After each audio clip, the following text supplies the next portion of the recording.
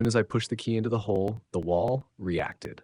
There was this low groan, like the house itself was alive.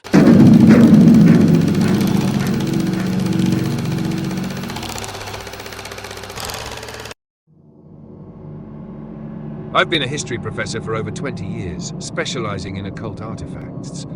Most of what I study is harmless, old trinkets with spooky stories attached. But there's one object I can't shake, a witch bottle, a small clay and glass vial that's unnaturally tough and glows for those it ensnares. I've traced its history through 3 documented cases, and the pattern is horrifying. It strips people of their will, turns their eyes black, and drives them towards some unknown place, killing anyone who gets in the way. It's locked in a museum now, but I still feel its pull when I'm near it. Here's what I've learned. The first record, the medieval village, circa 1340s. The earliest mention comes from a crumbling parish ledger I found in an archive in England. A village priest wrote about a farmer named Edric who dug up a clay flask sealed with dark glass while ploughing his field. It was small, no bigger than a fist, with crude runes scratched into the sides. Edric kept it, claiming it shimmered faintly when he held it. Within days, his family noticed a change. His eyes turned black as pitch, and he stopped speaking, just stared at the bottle for hours. One night, he grabbed an axe and hacked his wife to death when she tried to take it from him. The next morning, he left, barefoot, clutching the bottle, heading north. Villagers tracked him for miles until he reached a bog, where he waded in and vanished. The priest wrote that the bog swallowed him like it was waiting. They never found the bottle, but the ledger ends with a warning: beware the witch's lure. The second case, the 1930s excavation. Fast forward to 1932, a team of archaeologists uncovered the bottle in a peat bog in Yorkshire, likely the same one Edric disappeared into. It was intact, unnaturally pristine despite centuries underground. The lead researcher, Dr. Margaret Hale, described it in her notes as a clay vial fused with warped glass, glowing faintly under lamplight. She took it back to her lab in London. Her journal entries get strange after that. She wrote about feeling called to it, how it pulsed with light only she could see. A week later, her assistant found her lab trashed, papers shredded, furniture overturned. Hale's eyes were black, and she was muttering in a language no one recognized. When the assistant tried to restrain her, she stabbed him with a letter opener and fled. Witnesses saw her sprinting through the streets, bottle in hand, shoving people aside. She made it to the Thames, jumped in, and didn't resurface. The bottle washed up downstream days later, untouched. The final incident. 10 years ago, 2015, I was part of the team that contained it. A collector in Scotland donated it to our university museum after buying it at an estate sale. It'd been sitting in his attic, and he swore it made his dog howl at night. We locked it in a reinforced case for study. One of my grad students, Clara, volunteered to catalogue it. She was fine at first, smart, meticulous, but I noticed her lingering near it, staring at its faint glow. She said it hummed to her. 3 days later, I found her in the lab at midnight, eyes pitch black, gripping the bottle. She'd smashed the case with a hammer. I tried to stop her, but she shoved me so hard I cracked a rib. Security footage shows her tearing through campus, running over a janitor with a stolen car, killed him instantly. She drove north for hours before crashing into a lake. Divers recovered her body, but the bottle was still in her hands, glowing softly. We sealed it in a steel vault after that, under 24/7 surveillance. It's been quiet since. I've spent years piecing this together, and the pattern's clear. The bottle latches onto someone, glows to draw them in, and takes their will. They become husks, obsessed, violent, hell-bent on reaching somewhere. No one knows where because no one's come back. Its clay is unbreakable. We've tried drills, presses, even acid. Nothing cracks it. I visit the vault sometimes, and I swear it still glows faintly through the steel, like it's watching. I tell my students it's just a relic, but I lie awake wondering if it's waiting for its next victim. If it ever gets out again, I don't know how we'll stop it.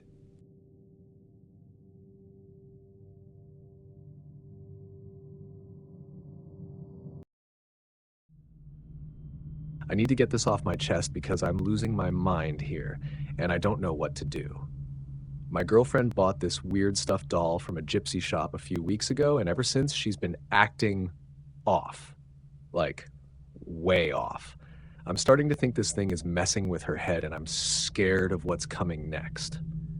If anyone's dealt with something like this, please tell me how to snap her out of it or get rid of this damn doll.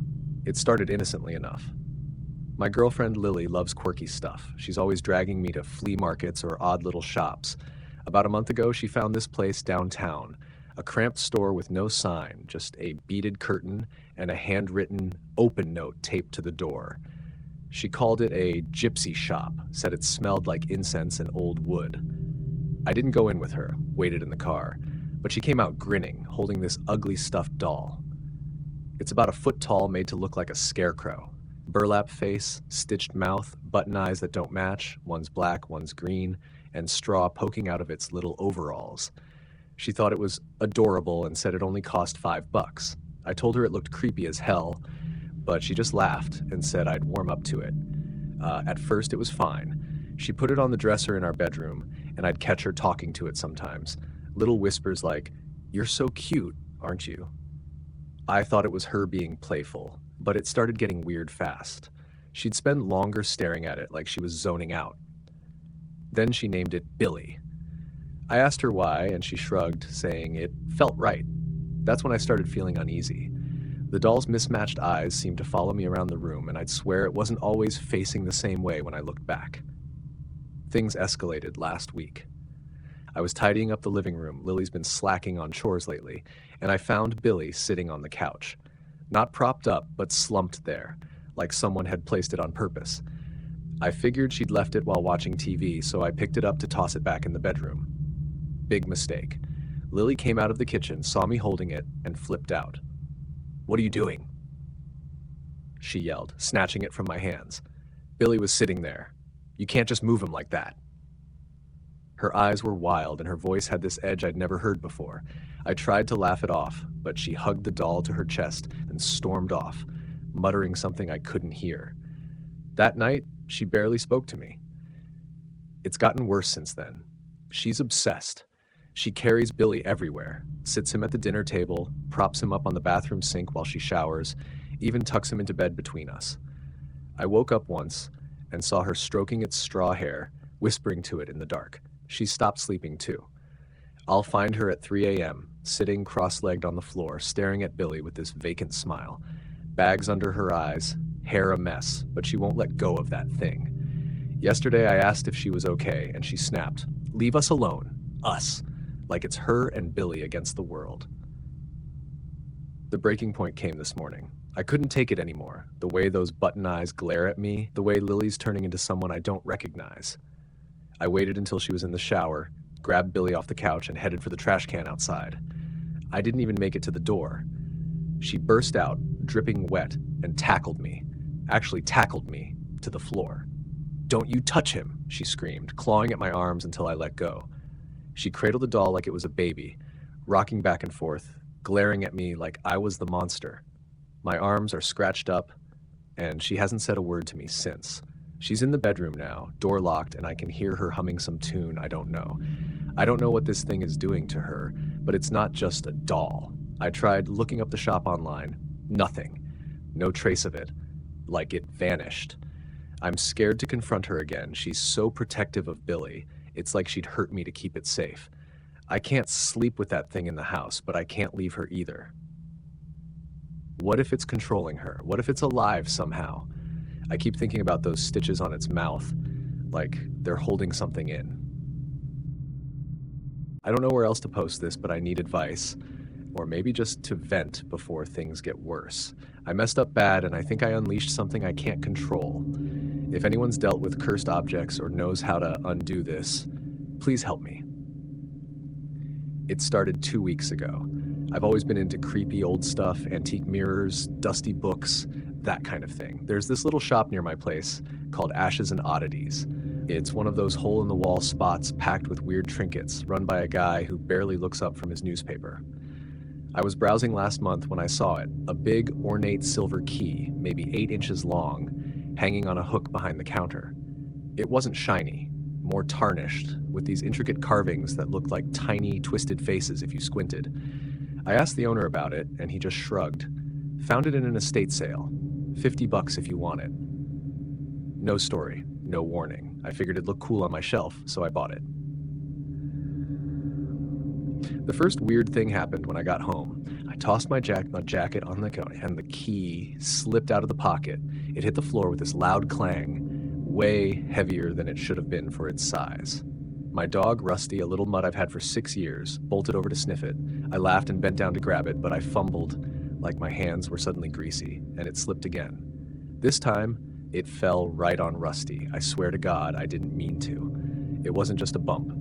The second that key touched him, it was like it cut into him. There was this awful wet sound, like tearing paper, and Rusty let out a yelp that turned into a gurgle. I froze. Blood started pooling under him, and his body just opened up. Not like a cut, like something unzipped him from the inside.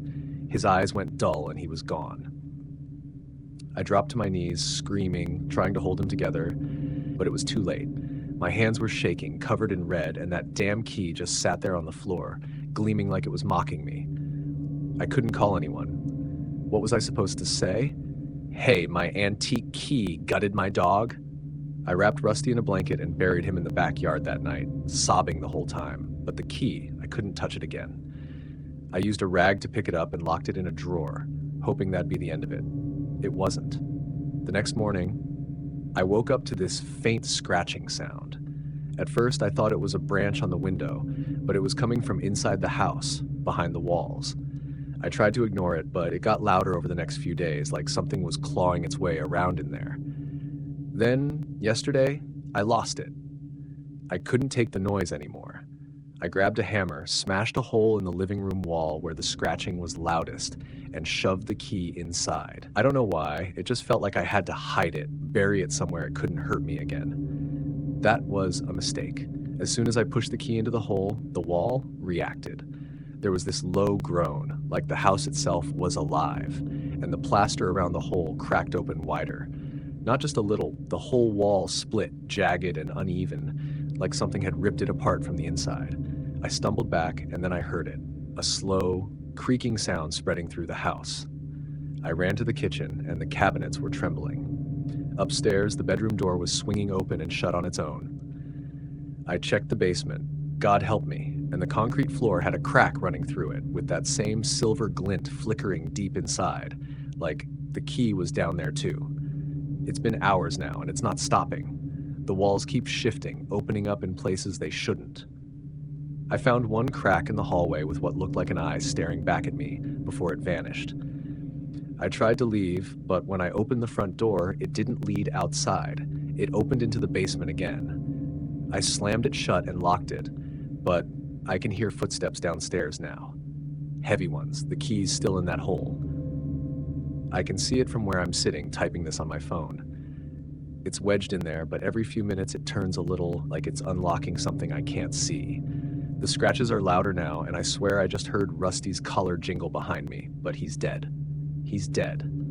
I don't know what this thing is or what it's doing to my house. I can't call the cops. They'll think I'm insane. I tried Googling the shop, but it's like it doesn't exist anymore. No address, no reviews, nothing. If anyone's dealt with something like this, tell me what to do. Burn the house down? Dig the key out?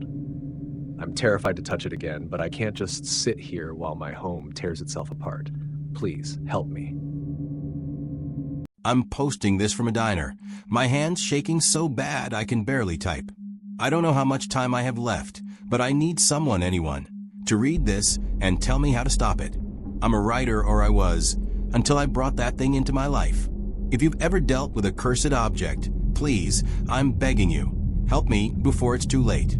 It started 3 months ago at an estate sale in a crumbling old house on the edge of town. I was hunting for cheap furniture to furnish my tiny apartment, but then I saw it, an ancient typewriter, its black frame dented, keys yellowed like old teeth. The air around it felt heavy, like it was holding its breath. The guy running the sale said it belonged to a recluse who died in the house, but he sold it to me for $5, eager to get rid of it. I thought it'd be a quirky prop for my desk, something to spark my novel. I was so stupid. The first week, it was just a typewriter. I'd tap out a few lines, the clack of the keys loud in my silent apartment. But then I started waking up to papers I didn't write. The first one said, "The train derails at dawn." I laughed it off. Maybe I'd been drunk or sleep typing. But that morning I saw a news alert. A freight train had derailed a few miles away, right at dawn. No one was hurt, but my stomach twisted. I posted about it on a paranormal subreddit, and people called it a coincidence. Told me to sell the typewriter. I wish I'd listened. It kept happening. Every few nights, I'd find a new sheet, the ink so black it looked wet. The church burns at midnight. The boy drowns in a river. Each time, the news confirmed it, a chapel fire, a kid swept away in a current. My apartment started feeling wrong. The lights flickered when I walked near the typewriter, and the air smelled faintly of ozone, like a storm was coming. I tried throwing it out, hauling it to a dumpster in the rain. The next morning, it was back on my desk, spotless, with a new message: "You can't run." I smashed it with a wrench, shattered the keys, but by nightfall, it was whole again, the spiral symbol carved under its carriage glowing faintly, like it was mocking me. I stopped sleeping. The typewriter didn't need me to type anymore. At night, I'd hear it, clack, clack, clack, keys moving on their own, spitting out pages. I'd find them in the morning, filled with my secrets. "You stole from your sister." I had $3,000 I never repaid, a lie I buried deep. "You let your friend take the blame." In high school, I'd watched a buddy get expelled for something I did. Nobody knew these things, not even me, sometimes, until the typewriter dragged them up. My fingers started bleeding when I touched the keys, tiny cuts that wouldn't heal, and the ink smelled like rot, staining my hands no matter how hard I scrubbed. 2 weeks ago, it got worse. I caught it typing at 3 a.m., the keys slamming so fast the desk shook. I unplugged it, but it didn't stop, the carriage jerking like it was possessed. The page said, "You died tonight, choking in the dark." I tore it out, burned it in the sink, but the smoke curled into words. "You can't stop the story." The typewriter started writing a novel, page after page about me, my apartment, my fears, my death. It described my bedroom, the peeling wallpaper, the way I'd claw at a locked door as the air ran out. Every night, it added more, the words so vivid I could feel them carving into my mind. My apartment's changing. The walls feel closer, the windows won't open, and my phone dies when I try to call for help. Last night, I saw my reflection in the window, but it wasn't me. It was smiling, holding the typewriter, its fingers black with ink. The story's latest page said, "The door locks itself now." I checked, it's true. My front door won't budge. The deadbolt's stuck like it's welded shut. I hear footsteps behind me, soft, like bare feet on wood. But when I turn, nothing's there. The typewriter's in my backpack now, and it's heavy, like it's alive, pressing against my spine. I keep seeing that spiral symbol everywhere, scratched into the diner's table, reflected in my coffee. I'm terrified the story's right. I can't breathe sometimes, like the air's thinning. The typewriter's typing in my head now, a constant clack, clack, clack, and I swear my fingers are moving on their own, typing this post. If you're reading this, don't look for the typewriter. Don't search for that symbol. And if you see a page in your house you didn't write, burn it before it knows your name. I don't know how, but I think it's reading this. The screen just flickered, and the last line I typed wasn't mine. It said, "You're already part of the story. Help me, please." I'm typing this in a gas station bathroom, the only place I feel safe enough to stop. My hands are shaking, and I keep looking over my shoulder, expecting to see those glass eyes staring back. My family's in danger, and I don't know how to save them. If you've ever dealt with a cursed object, something that won't let go, please tell me how to destroy it. I'm begging you. This started when we moved into our new house, and now I'm scared we'll never escape. 5 months ago, my wife Sarah, our 6-year-old daughter Lily, and I moved into an old Victorian house. It was a fixer-upper, dirt cheap, with creaking floors and windows that rattled in the wind. We thought it was our chance to start over after some hard years. First week, Lily was exploring while we unpacked. She came running down from the attic, clutching a porcelain doll. It was hideous, 2 feet tall, its face cracked like broken ice, with blue glass eyes that seemed too alive. Its pink dress was stained, smelling faintly of mildew, and its matted hair hung in clumps. Lily called it Clara and said it was her friend. Sarah thought it was left by the previous owners, but it made my skin crawl. I wanted to toss it, but Lily's eyes lit up and I couldn't say no. God, I wish I had. First, it was just kid stuff. Lily said Clara moved at night, on her dresser by her bed, once at her bedroom door. We chalked it up to her imagination, the stress of a new house. But then Sarah saw it too. One night she woke me up, whispering that the doll was in the hallway, standing upright, facing our room.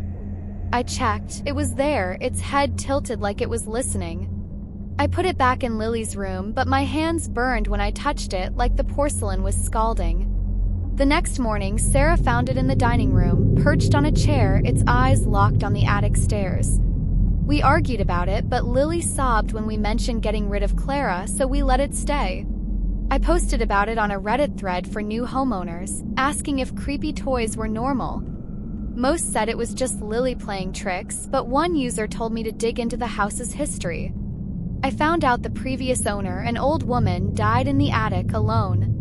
A neighbor called her unhinged, said she'd mumble about her precious girl upstairs. I didn't tell Sarah, she was already on edge, but I started watching the doll closer. Its cracks seemed to deepen, and its dress looked dirtier, like it was soaking up something from the house. Then the scratches appeared. Thin, jagged marks on the walls, too high for Lily's little arms. They showed up overnight, on door frames in the pantry, even inside my locked office. I called an exterminator, thinking rats, but he found nothing.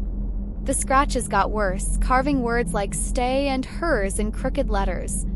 At night, I'd hear scraping like claws dragging across wood, always from the attic. I checked once, flashlight shaking, and found only dust and cobwebs, but the air felt thick, like it was pushing me out. When I turned to leave, the doll was at the attic door, blocking my path. I hadn't brought it up there. I scoured Reddit for answers, found stories about haunted antiques. Someone suggested burning sage, so we did, choking on the smoke. The doll's eyes seemed to glow through the haze, a dull green, and the air grew heavy, like a storm was trapped inside. The next day, Lily woke up screaming, claw marks on her arms, deep and red. She said Clara was mad and wanted her to stay forever. Sarah was done. She wrapped the doll in a garbage bag and made me drive it to a landfill. I dumped it, felt the weight lift off my chest. But when we got home, Lily was in her room, humming, cradling the doll, its dress pristine like it had never left. Sarah screamed, and Lily's eyes weren't right. They were glassy like Clara's.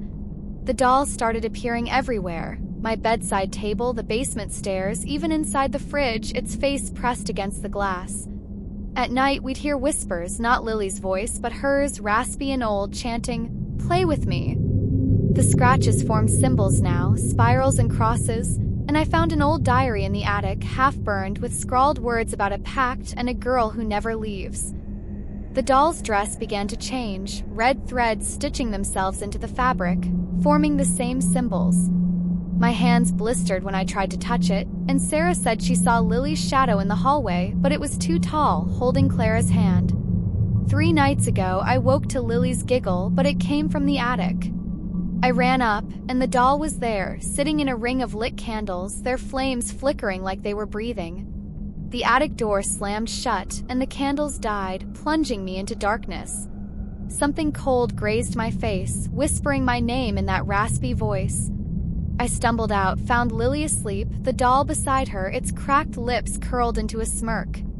I tried burning it, soaked it in gasoline, but the flames parted around it, and its eyes locked on mine, unblinking. Last night, the house changed. Hallways seemed longer, doors led to wrong rooms, and the attic stairs kept appearing, no matter where I turned. We're in a motel now, but it's not over. Lily cries for Clara, her voice hollow and her skin's cold like she's fading. Last night, I heard scratching inside my suitcase, and this morning there was a giggle, not from Lily, but from the doll. I haven't opened the bag, but I see those symbols everywhere now, on the motel mirror, in the grain of the table. I checked the diary again, and it mentioned a curse, something about the doll claiming a new friend if the old one died. I think it wants Lily. If you're reading this, don't come looking for us. Don't search for a doll with blue eyes and a cracked face.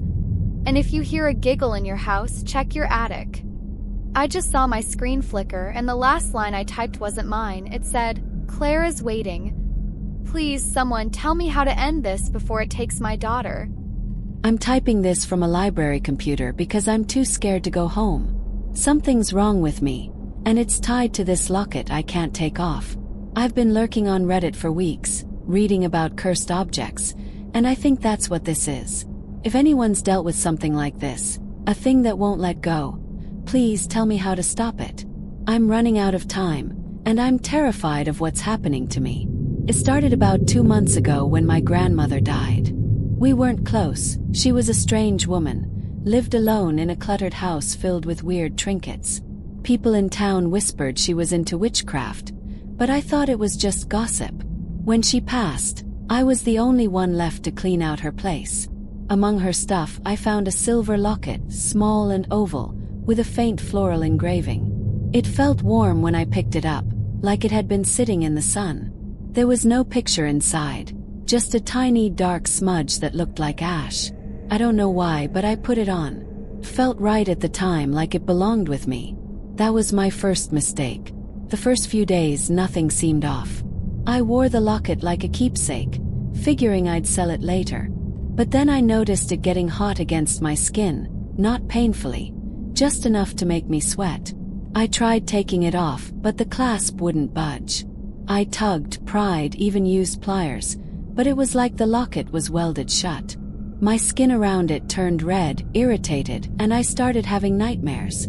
They weren't vague. I'd see a village burning, flames licking wooden houses, people screaming as they ran.